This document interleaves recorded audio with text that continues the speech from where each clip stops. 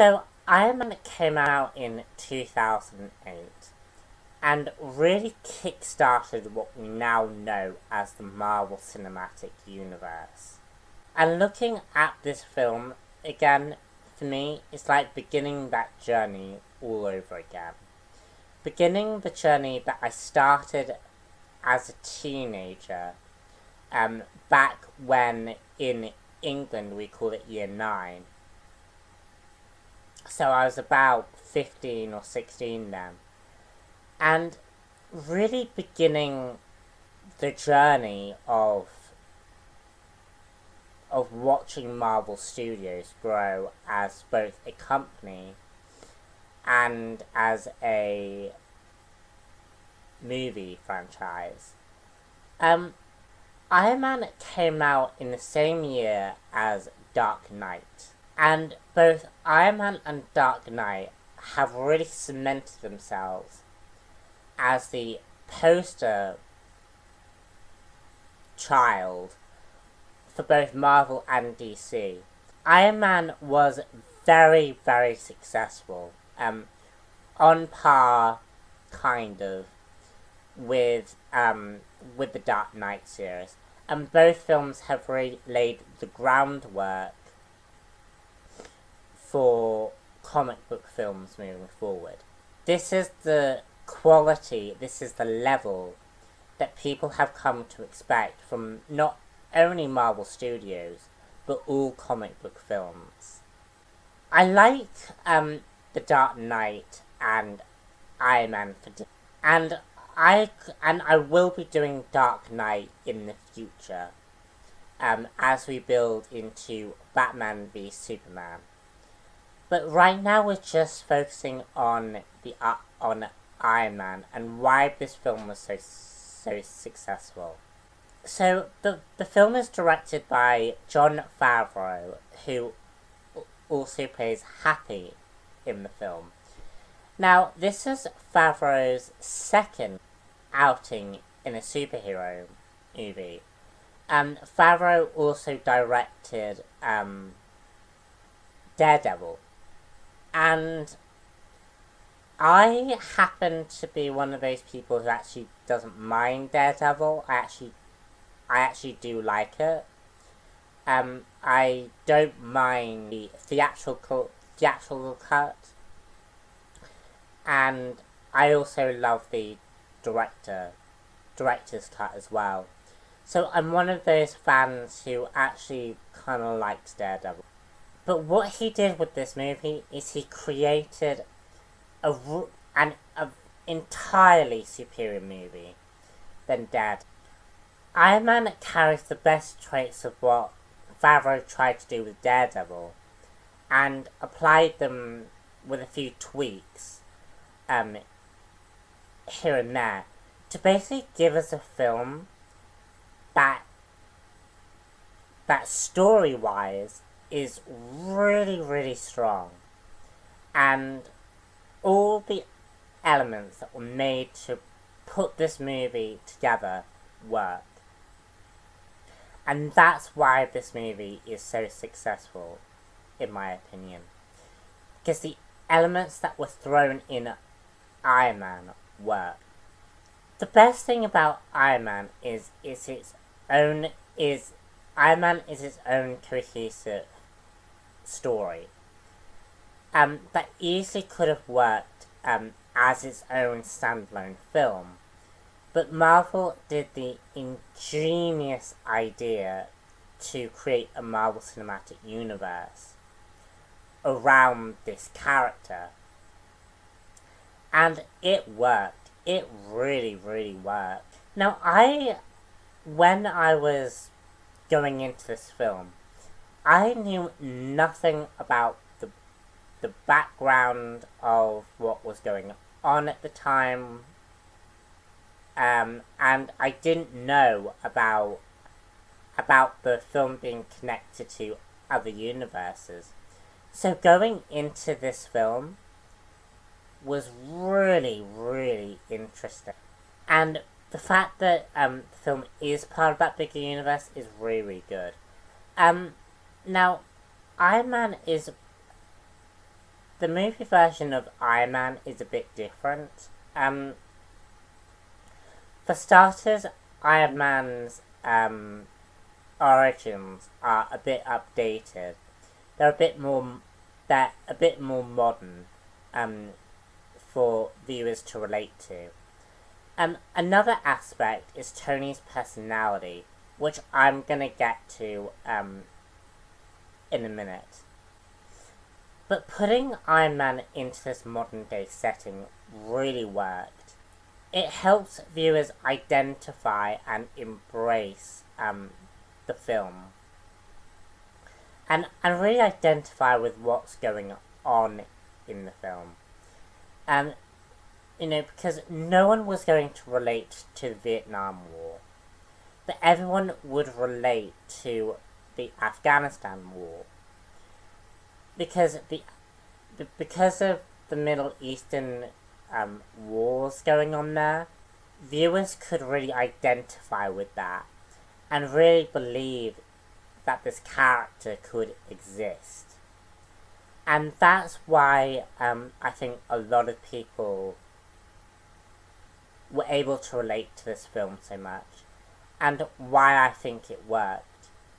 Because what was established in the comics was not going to sell this character.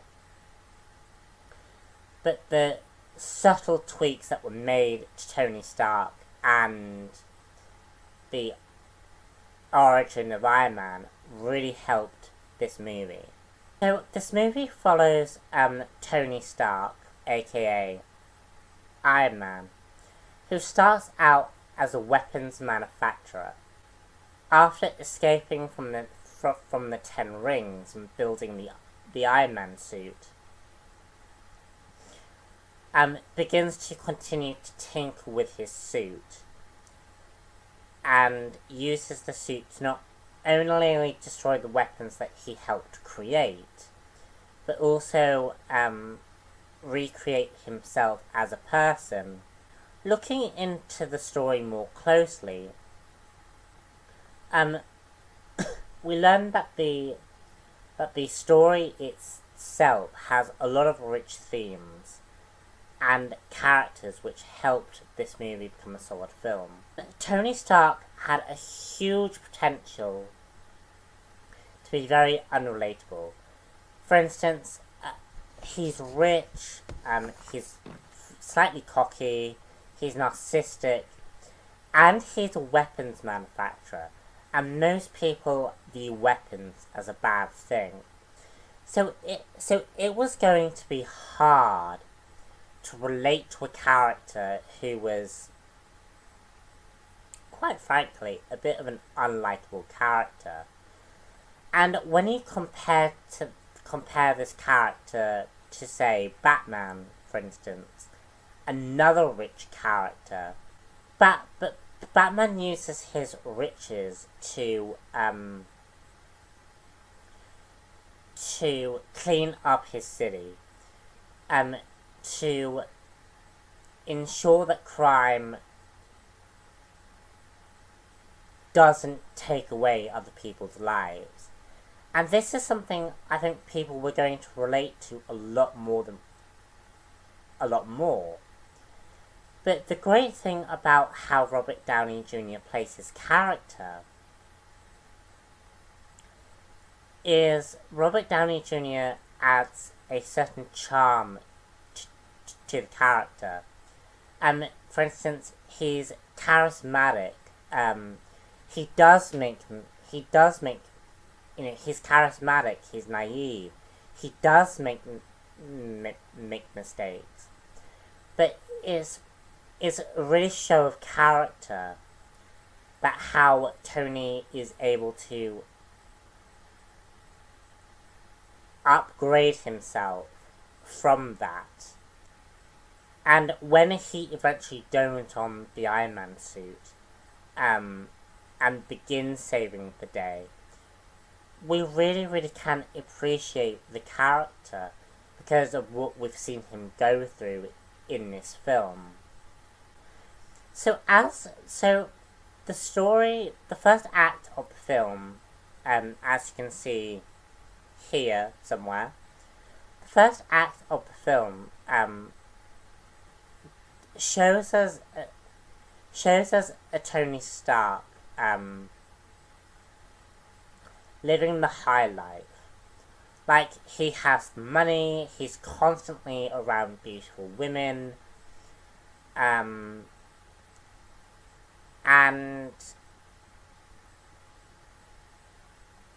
basically he has no responsibility. And through the early introduction, we see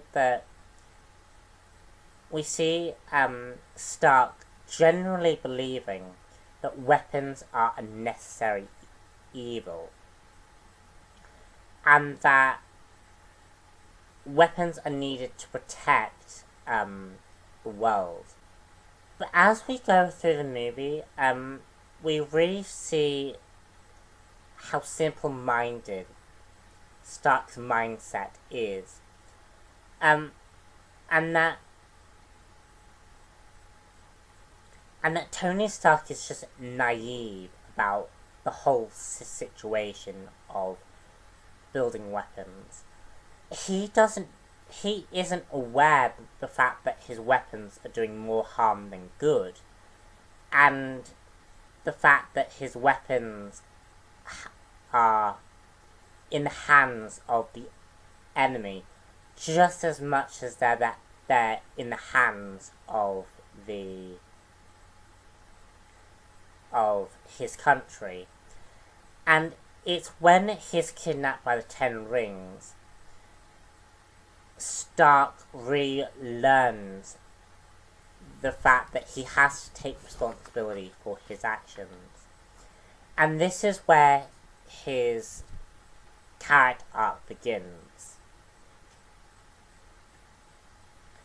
And during the cave scenes, we see a lot of Stark's personality peek out.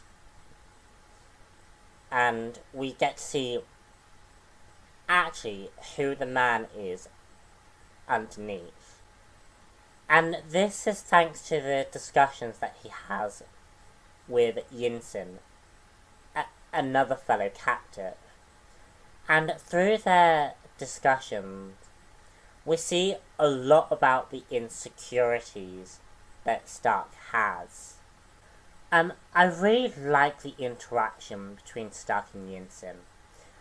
It's got that very Uncle Ben type motif to it. And Yinsen is the character who really propels Stark into this hero life.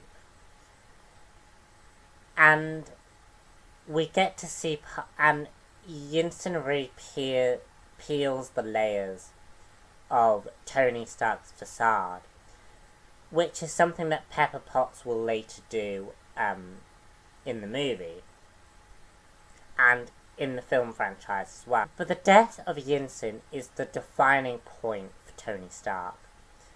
The death of Yinsen really motivates Stark moving forward, and really is what makes Tony Stark the person he is today. And as Obadiah Stane puts it, Tony never really did come home. Because Tony changed in the cave. The Tony Stark that we saw in the beginning of the movie was just a bunch of layers, and that when you pierce those layers in the cave, you really get to know who this character is.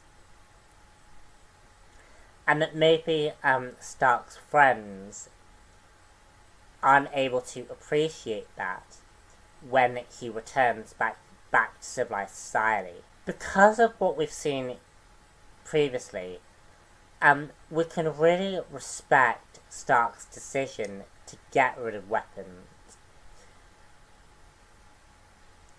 But it isn't as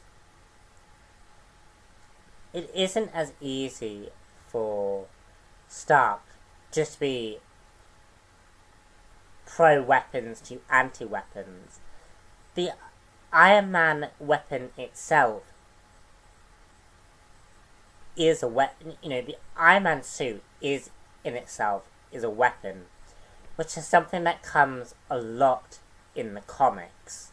About whether the Iron Man suit is actually a weapon. Again, Stark was simply unaware of what his weapons were doing. And the Iron Man suit is basically a symbolic nature that, yeah, weapons are bad, but we still need something to defend the Earth. And that's what Tony becomes moving forward. But the Iron Man suit becomes more than just another golden egg in Stark's arsenal of weapons that he has invented. Tony Stark, the Iron Man suit acts as a device that allows Stark to defend the people he's put in harm's way. And it gives him a sense of purpose. Another aspect of the movie is Stark's love for other people. What's interesting in the film is how Stark treats objects. He generally seems to disregard objects, but does not disregard people. And that's something that I really, really like. Stark actually cares for people, but he's not a sentimental person about objects, and that's shown when he asks Pepper to get rid of his arc reactor, and Pepper Potts gives him the arc reactor in a case. Stark has all the money in the world, but has no one to share it with. That's where Pepper Potts comes in.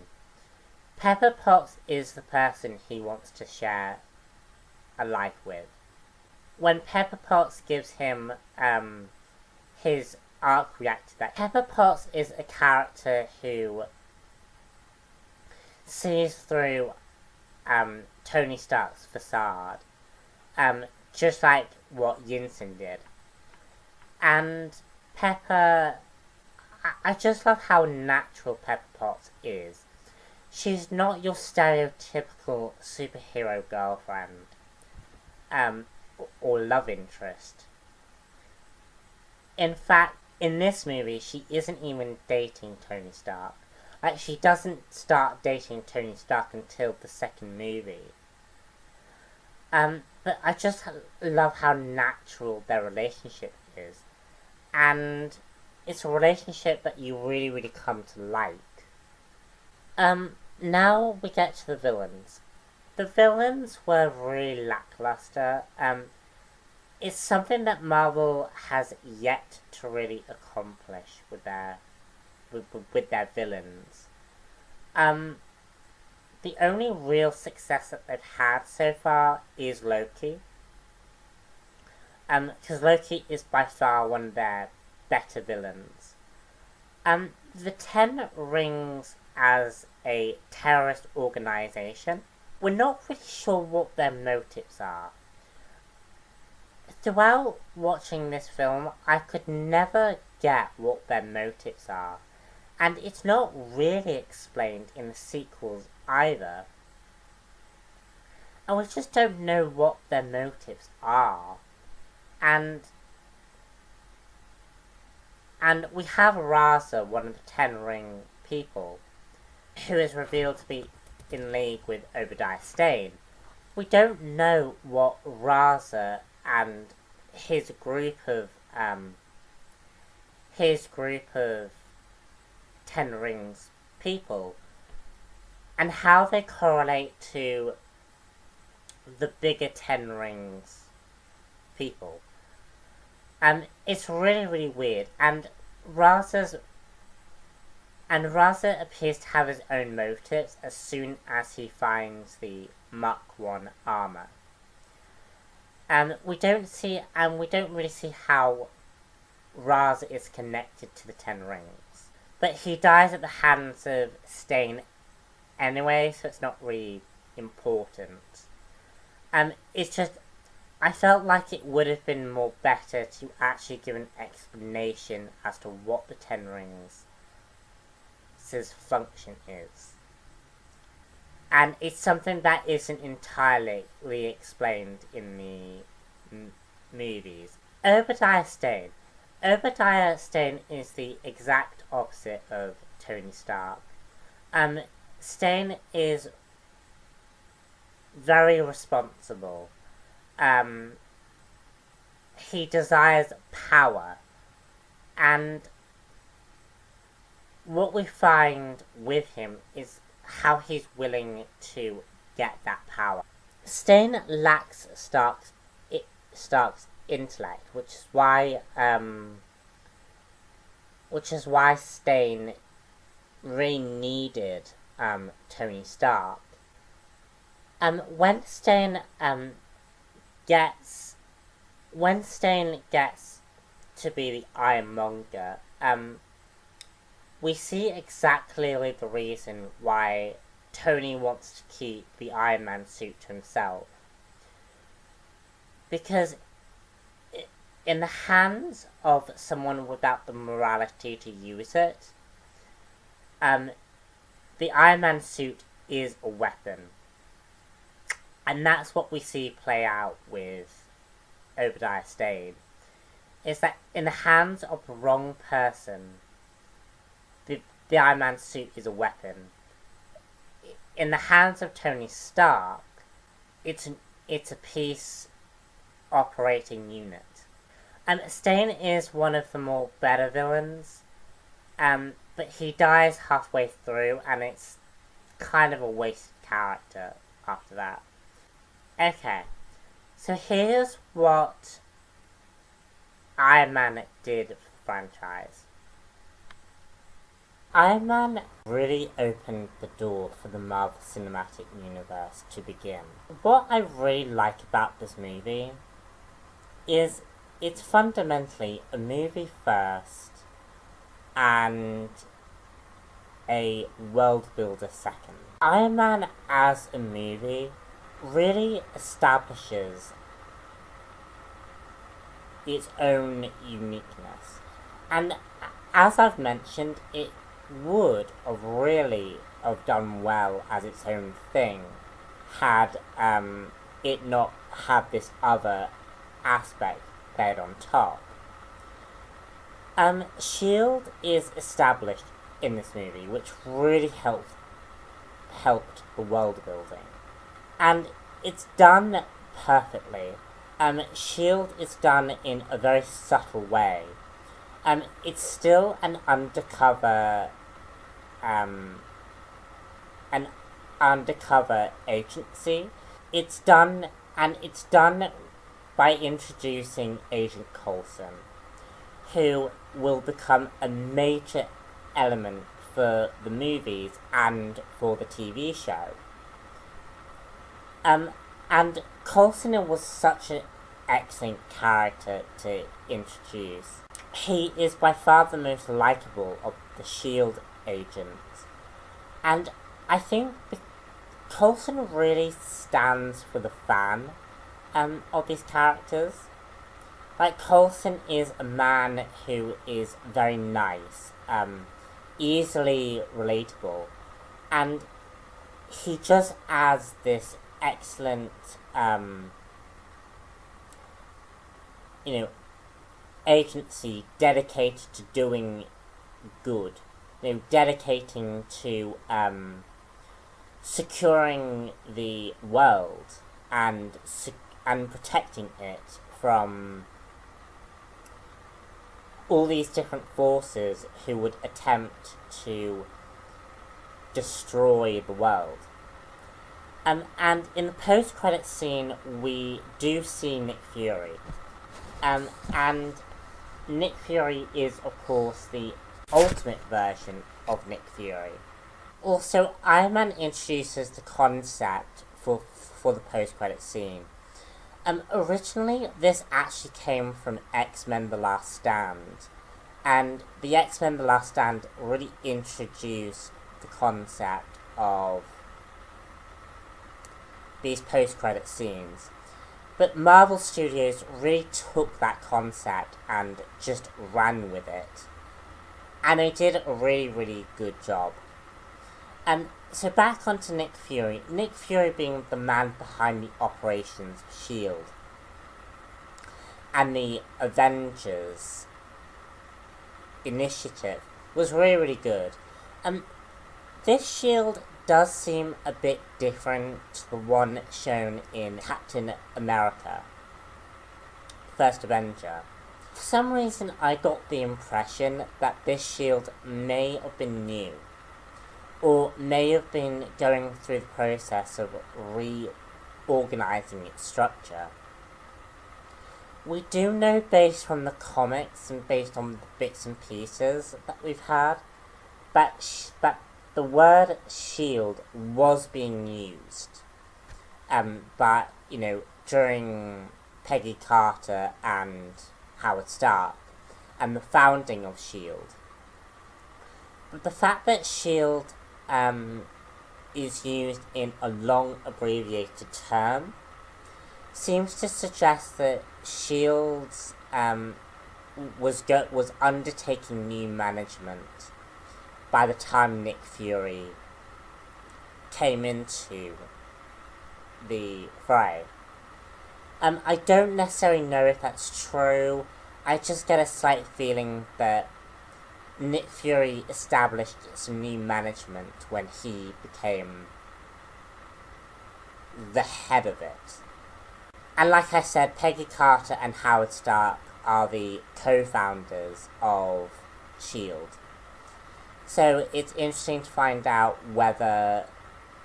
It'll be interesting to find out in either Agents of S.H.I.E.L.D. or Agent Carter about what the origins of S.H.I.E.L.D. was.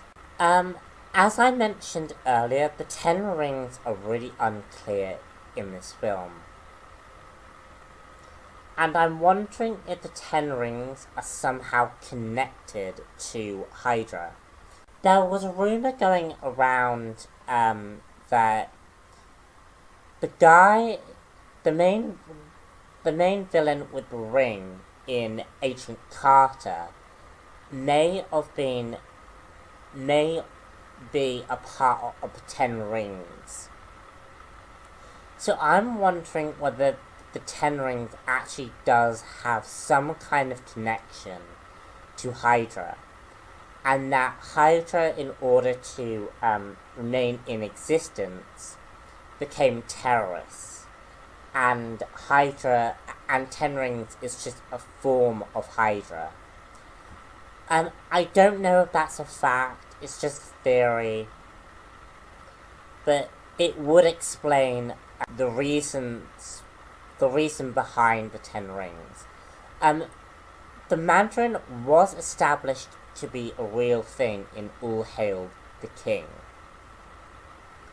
and someone was using the Mandarin's name in Iron Man 3. So we do know the Mandarin is the head of the Ten Rings.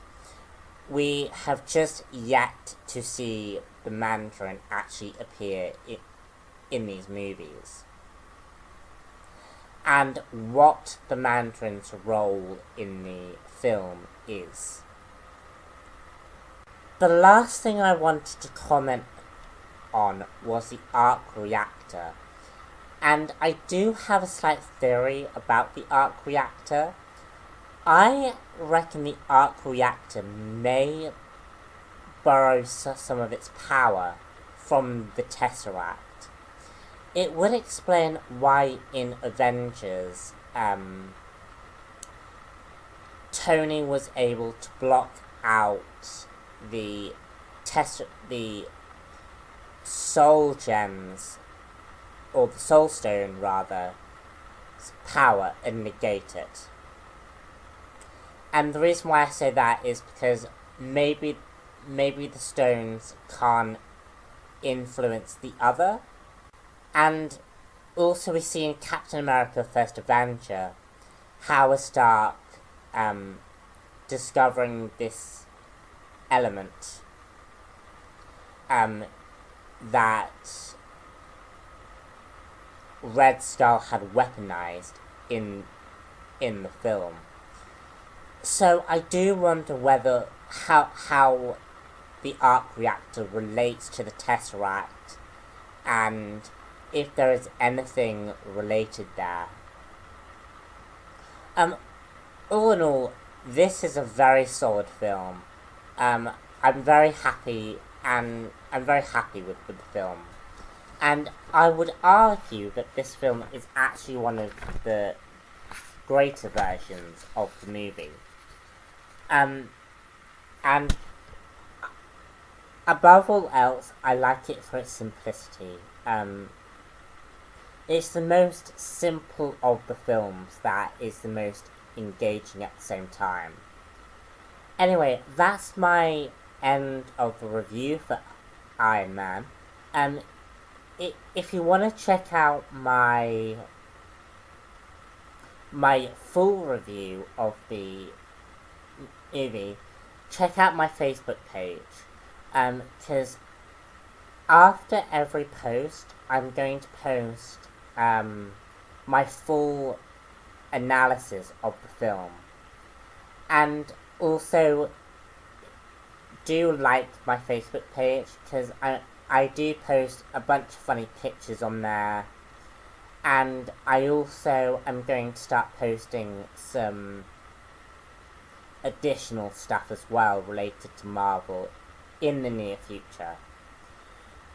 Anyway guys, I'm RobberNuts1 here, and do stay tuned for Incredible Hulk. And if you are watching this when Incredible Hulk has been uploaded, please click the link right here to go to the next review. Bye.